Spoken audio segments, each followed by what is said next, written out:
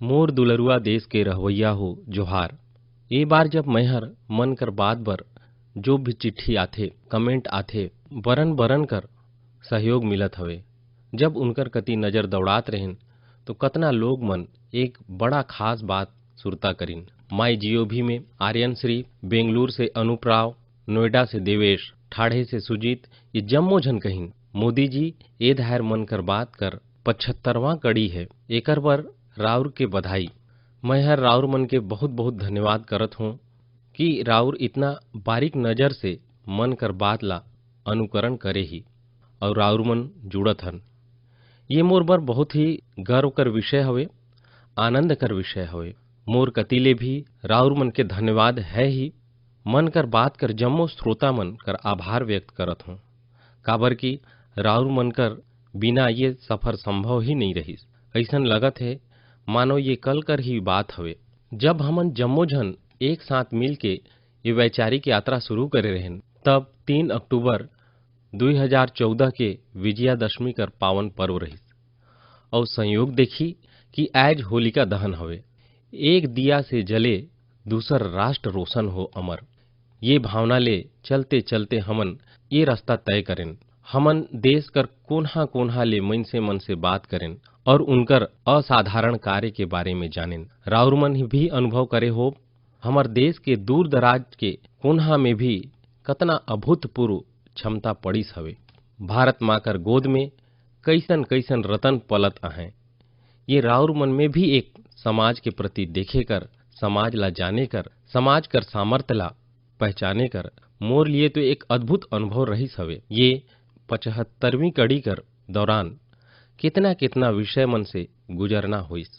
कभी नदी कर बात, तो कभी प्राकृतिक आपदा कर बात, तो कभी हिमालय कर चोटी कर बात, तो कभी रेगिस्तान कर बात, तो कभी मानव सेवा कर अनगिनत कहानी कर अनुभूति, कभी तकनीक कर आविष्कार, तो कभी कोई अनजान कोना में कुछ नवा कर दिखाए वाला काकरो अनुभव कर कहानी। अब राउर देखी का स्वच्छता कर बात हो, चाहे हमर परंपरा के संभाले कर चर्चा हो, और इतना ही नहीं खिलौना बनाए कर बात हो, का कुछ नहीं रही। शायद कितना विषय मन ला हमन स्पर्श करे हन, वो भी शायद अनगिनत हो जाही। ये दौरान हमन समय समय पर महान विभूति मन ला श्रद्धांजलि देहन, उनकर बारे में जानेन, जेमन भारत कर निर्माण में अतुलनीय योगदान देहिन हवे। हमन कई वैश्विक मुद्दा पर भी बात करें, ओमन से प्रेरणा लेहे के कोशिश करें। कई ठन बात राउर मन मोला बताएं, कई तरीका देहन। ए प्रकार से ये विचार यात्रा में राउर मन साथ साथ चलत रहें, जुड़त रहें और कुछ न कुछ नवा जोड़त भी रहें। मैं आज ये 75वीं कड़ी के समय सबसे पहले मन कर बात ला सफल बनाए बर, समृद्ध बनाए बर और ओकर से जुड़े रहे बर जम्मो श्रोता कर बहुत बहुत आभार व्यक्त करत हूँ। मोर दुलरुआ देश के रहवैया हो, देखी कितना बड़ा सुखद संयोग हवे। आज मोला 75वीं मन कर बात करे कर अवसर और यही महीना आज़ादी कर 75 साल के अमृत महोत्सव कर शुरुआत कर महीना। अमृत महोत्सव दांडी यात्रा कर दिन से शुरू हुए रही और 15 अगस्त 2023 तक चलही। अमृत महोत्सव से जुड़ल कार्यक्रम पूरा देश में लगातार होवत आहे। अलग अलग जगह से ये कार्यक्रम कर तस्वीर जानकारी मन ला लोग मन बतात आहे। नमो ऐप में ऐसन ही कुछ तस्वीर संगे संगे झारखंड कर नवीन हर मोला एक संदेश भेजिन हवे। वो लिखिन है कि मैं अमृत महोत्सव कर कार्यक्रम ला देखे और तय करें कि मैं भी स्वाधीनता संग्राम से जुड़ल कम से कम 10 जगह में जाऊं। उनकर सूची में पहल नाम भगवान बिरसा मुंडा कर जन्म स्थान कर है। नवीन हर लिखिन है कि झारखंड कर आदिवासी स्वतंत्रता सेनानी मन कर कहानी वो देश के दूसर हिस्सा में पहुंचाही। भाई नवीन, राउर कर सोच ला मैं बधाई देवत हूँ।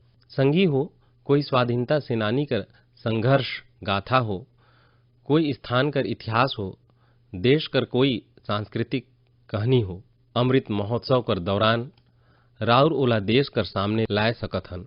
देश कर रहवैया मन ला जोड़े के माध्यम बन सकत हन।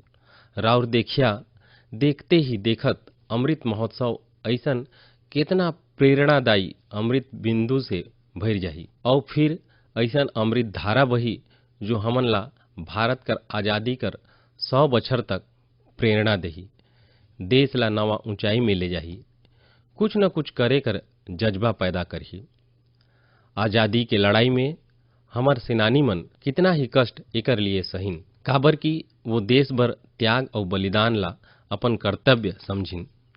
उनकर त्याग और बलिदान कर अमर गाथा अब हमन ला सतत कर्तव्य पथ पर प्रेरित करे और गीता में भगवान कृष्ण कहिन है, नियतम कुरु कर्म त्वम कर्म ज्यायाओ है कर्मणः। यही भाव के साथ हमन सब अपन नियत कर्तव्य कर पूरा निष्ठा से पालन करी और आज़ादी कर अमृत महोत्सव कर मतलब यही हवे कि हमन नवा संकल्प करी। वो संकल्प मन ला सिद्ध करे बर जी जान से जुट जाई और संकल्प वो हो जो समाज कर भलाई बर हो, देश कर भलाई बर हो, भारत कर उज्जवल भविष्य बर हो। और संकल्प वो हो जेमे मोर अपन स्वयं कर कुछ न कुछ जिम्मा हो, मोर अपन कर्तव्य जुड़ल हो। मोला विश्वास है गीता ला जिए कर ये स्वर्ण अवसर हमर पास हवे। मोर दुलरुआ देश के रहवैया हो, पाछू बछर यही मार्च कर महीना रही, देश पहली बार जनता कर्फ्यू शब्द सुनिस, लेकिन ये महान देश कर महान प्रजा कर महाशक्ति कर अनुभव देखी। जनता कर्फ्यू पूरा विश्व भर एक अचरज बन गई। अनुशासन कर ये अभूतपूर्व उदाहरण रहीस। आए वाला पीढ़ी ये बात ला लेके जरूर गर्व करही। कैसन हमर कोरोना वॉरियर्स कर प्रति सम्मान, आदर, थाली बजाना, ताली बजाना, दिया जलाना राउर मन के अंदाजा नहीं हवे। कोरोना वॉरियर्स कर दिल ला छुई गए रहीस और वही तो कारण हवे जो पूरा साल भर बिना थके बिना रुके डटे रही। देश के एक एक नागरिक कर जान बचाए बर जी जान से जूझत रही। पाछू साल ये समय सवाल रहीस कि कोरोना कर टीका कब तक आही। संगवारी हो, हम सब बर गर्व कर बात हवे कि आज भारत दुनिया कर सबसे बड़ा टीका कार्यक्रम चलात है। टीका कार्यक्रम कर तस्वीर कर बारे में मोला भुवनेश्वर कर पुष्पा शुक्ला जी लिखिन हवे। उनकर कहना है कि घर घर बड़े बुजुर्ग मन में टीका ला लेके जो उत्साह दिखत हवे ओकर चर्चा मैं मन कर बात में करूं। संगी हो, सही भी है। देश कर कोन्हा कोन्हा से हमन ऐसन खबर सुनत हन, ऐसन तस्वीर देखत हन जो हमर दिल के छुई जात है। यूपी के जौनपुर में 109 बछर कर बुजुर्ग माँ राम दुलैया जी टीका लगवाइन है। ऐसन ही दिल्ली में भी 107 बछर केवल कृष्णा जी हर टीका लगवाए लेहिन हवे। हैदराबाद कर 100 बछर कर जय चौधरी जी घलो टीका लगवाइन और जम्मू से अपील भी हवे कि टीका जरूर लगवाएं। मैं ट्विटर फेसबुक में भी देखत हूँ कि कैसन लोग अपन घर कर बुजुर्ग मन ला टीका लगवाए के बाद उनकर फोटो ला डालत हवे। केरल से एक युवा आनंदन नायर हर तो एक नवा शब्द देहिस हवे, टीका सेवा। ऐसन ही संदेश दिल्ली से शिवानी, हिमाचल से हिमांशु और दूसर कई युवा मन भेजिन है। मैं राउर जम्मू श्रोता मन के ये विचार कर सराहना करत हूँ। ये सब कर बीच कोरोना से लड़ाई कर मंत्र भी जरूर सुरता रखी, दवाई भी कड़ाई भी। और बस मोला बोलना हवे ऐसन नहीं, हमन ला जीना भी है, बोलना भी है, बताना भी है और लोग मन ला भी दवाई भी कड़ाई भी एकर लिए प्रतिबद्ध रहना है। मोर दुलरुआ देश के रहवैया हो, मोला आज इंदौर कर रहे वाली सौम्या जी कर धन्यवाद करना है। वो एक विषय कर बारे में मोर ध्यान आकर्षित करिन हवे और एकर जिक्र मन कर बात में करे बर कहिन है।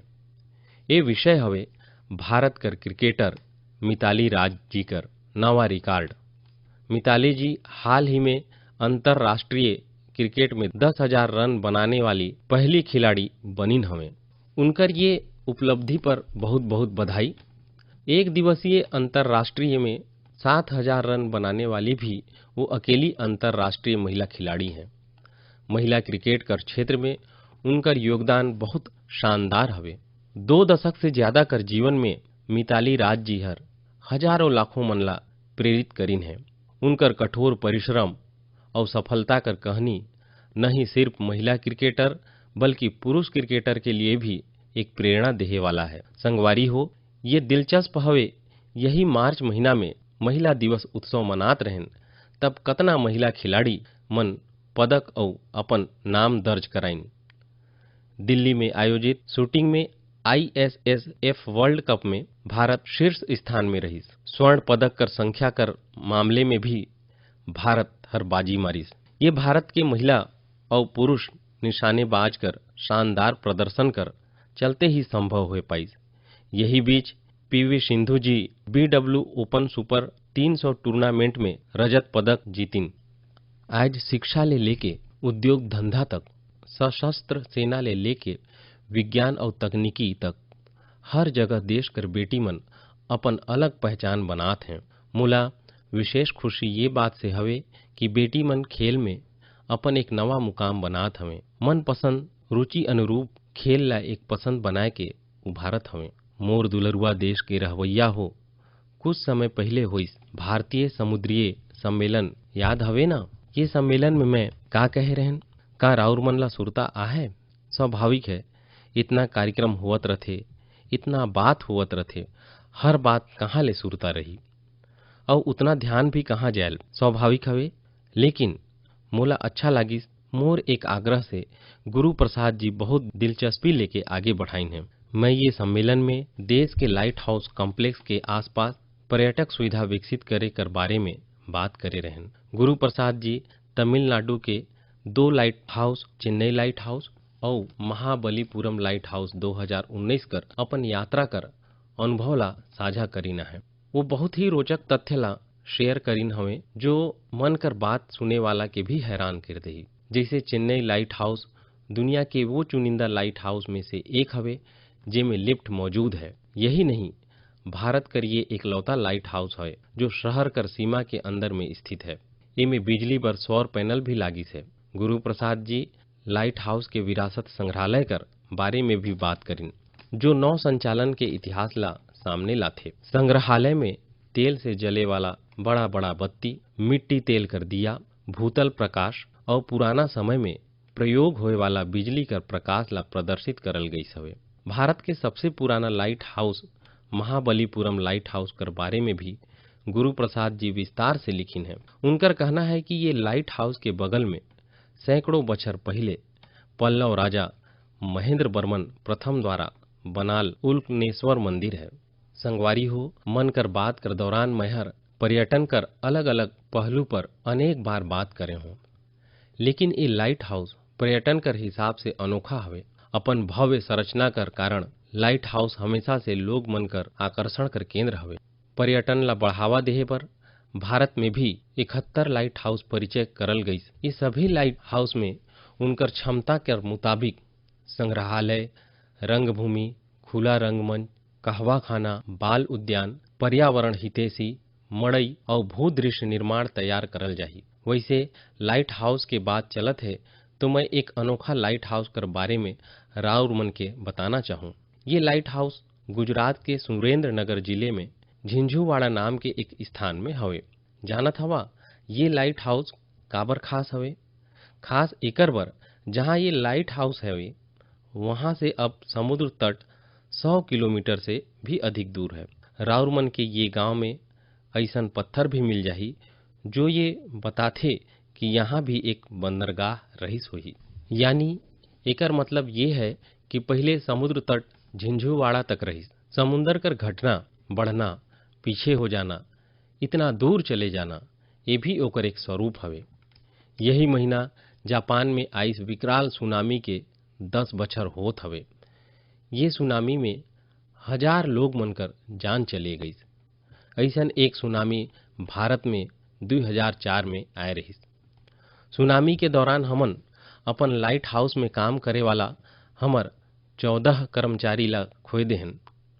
अंडमान निकोबार में और तमिलनाडु में लाइट हाउस में अपन ड्यूटी करत रही। कड़ी मेहनत करे वाला हमर ये लाइट कीपर मन ला मैं आदर पूर्वक श्रद्धांजलि देवत हूँ और लाइट कीपर के काम कर भूरी भूरी प्रशंसा करत हूँ। दुलरुआ देश के रहवैया हो, जीवन के हर क्षेत्र में नवापन आधुनिकता अनिवार्य होथे, नहीं दन वही कभी कभी हमर बर बोझ बन जाथे। भारत कर कृषि जगत में आधुनिकता ये समय कर मांग है। बहुत देरी हो गई से हमन बहुत समय गंवाए चुके हन। कृषि क्षेत्र में रोजगार के नवा अवसर पैदा करे बर, किसान मन कर आय बढ़ाए बर परंपरागत खेती के संग नवा विकल्प ला, नवा नवा उत्पाद ला अपनाना भी उतना जरूरी है। सफेद क्रांति के दौरान देश एला अनुभव करिस हवे। अब मधुमक्खी पालन भी एक विकल्प बन के उभरत है। मधुमक्खी पालन देश में शहद क्रांति कर आधार बनत जावत है। बड़ा संख्या में किसान इमे जुड़त हमें, नवाचार करत हैं। जैसन कि पश्चिम बंगाल के दार्जिलिंग में एक गांव है गुरदुम। पहाड़ कर इतना ऊंचाई, भौगोलिक दिक्कत, लेकिन यहाँ के लोग मधु पालन कर काम शुरू करिन और आज ये जगह में बनल शहद कर मधु कर अच्छा मांग होवत आहे। इमे किसान मन कर आमदनी भी बढ़त आहे। पश्चिम बंगाल के ही सुंदरबन इलाका कर प्राकृतिक जैविक शहद तो देश दुनिया में पसंद करल जात हवे। ऐसन ही एक व्यक्तिगत अनुभव मोला गुजरात कर भी है। गुजरात कर बनासगांठा में वर्ष 2016 में एक आयोजन होए रही। वो कार्यक्रम में लोग मन से कहन कि यहाँ इतना संभावना है तो काबर ना बनासकांठा और हमर यहाँ के किसान मीठा क्रांति कर नया अध्याय लिखें। राउर के ये जान के खुशी हुई, इतना कम समय में बनासकांठा शहद उत्पादन कर प्रमुख केंद्र बन गई से। आज बनासकांठा के किसान शहद से लाखों रुपया सालाना कमावत हैं। ऐसा ही एक उदाहरण हरियाणा के यमुनानगर कर भी है। यमुनानगर में किसान मधुमक्खी पालन करके सालाना कई सौ टन शहद पैदा करत हैं और अपन आय बढ़ावत हैं। किसान कर यही मेहनत कर परिणाम हवे कि देश में शहद उत्पादन लगातार बढ़त जावत है और सालाना करीब 1.25 लाख टन पहुंची हवे। इमे बड़ा मात्रा में शहद विदेश में निर्यात भी होता है। संगवारी हो, मधुमक्खी पालन में केवल शहद से ही आय नहीं होता है, बल्कि मोम में भी आय कर एक बहुत बड़ा माध्यम हवे। दवाई उद्योग, खाद्य उद्योग, कपड़ा और सौंदर्य प्रसाधन हर जगह शहद मोम कर मांग हवे। हमर देश मधुमक्खी मोम कर आयात करत है, लेकिन हमर किसान अब ये स्थिति तेजी से बदलत है, यानी एक तरह से आत्मनिर्भर भारत अभियान में मदद करत हैं। आज तो पूरा दुनिया आयुर्वेद और प्राकृतिक स्वास्थ्य उत्पाद कति देखत है। ऐसन में मधुमक्खी कर मांग और भी तेजी से बढ़त जात है। मैं चाहत हूँ कि ज़्यादा से ज़्यादा किसान अपन खेती के साथ साथ मधुमक्खी पालन से भी जुड़ें।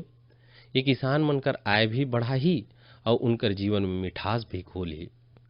मोर दुलरुआ देश के रहवैया हो, अभी कुछ दिन पहले विश्व गोरैया दिवस मनाल गई। कहीं एला चकली भी बोलते, कहीं चिमनी बोलते, कहीं धान चिरका कहते। पहले हमर घर कर एक दीवार में आस पास कर पेड़ में गौरैया चहकत रही, लेकिन अब लोग गौरैया ला ये कह के सुरता करते, पाछू बार बरसों पहले गौरैया देखे रहन। आज एला बचाए पर हमन ला प्रयास करना पड़त है। मोर बनारस कर एक साथी इंद्रपाल सिंह बत्रा जी ऐसन काम करिन है, जेला मैं मन कर बात के श्रोता मन ला जरूर बताना चाहूँ। बत्रा जी अपन घर के ही गौरैया कर आशियाना बनाए दहीन है। ये अपन घर में लकड़ी कर ऐसन घोंसला बनवाइन जेमे गौरैया आसानी से रह सके। आज बनारस के कई घर यही मुहिम से जुड़िन है। एकर से घर में एक अद्भुत प्राकृतिक वातावरण भी बन गई से। मैं चाहूँ प्रकृति, पर्यावरण, प्राणी, पक्षी जेकर बर भी बन सके, कम से ज्यादा प्रयास हमन ला भी करना चाहिए।